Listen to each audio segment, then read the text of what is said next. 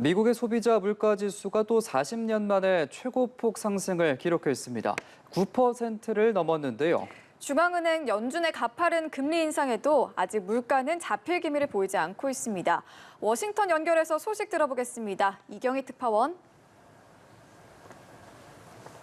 네, 오늘 공개된 미국의 6월 소비자 물가 지수가 작년 같은 달보다 9.1% 오른 것으로 나타났습니다. 1981년 12월 이후 최대 폭이었던 지난달 상승률 8.6%를 깨고 또다시 최고치를 찍은 건데요.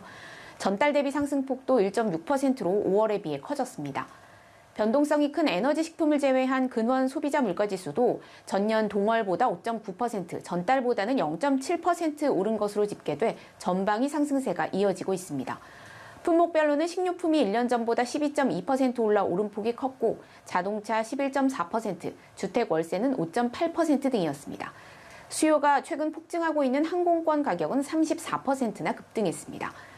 전문가들은 최근 하향 안정 조짐을 보이는 유가와 곡물 가격이 향후 물가에 긍정적인 영향을 미칠 것이란 전망을 내놓고 있지만 코로나 변이 확산과 우크라이나 사태 장기화 등 여전히 변수가 많기 때문에 물가의 향방을 가늠하기가 쉽지 않은 상황입니다.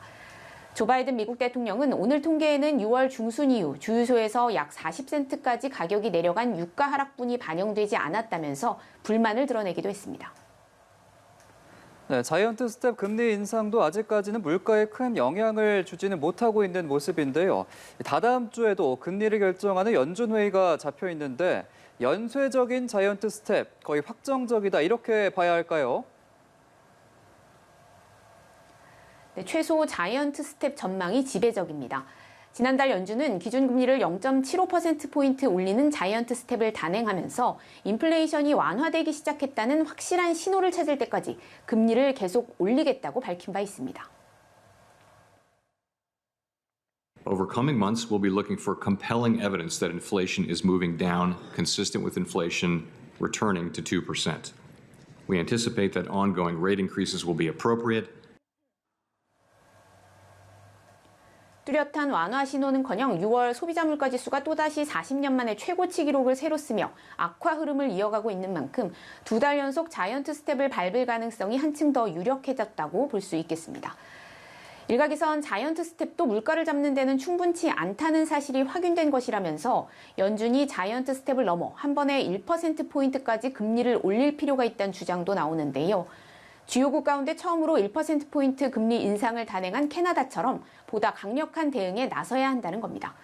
앞서 캐나다 중앙은행은 39년 만에 물가 상승률이 최고치를 기록하자 0.75%포인트 인상 전망을 깨고 1%포인트 금리 인상을 결정했습니다.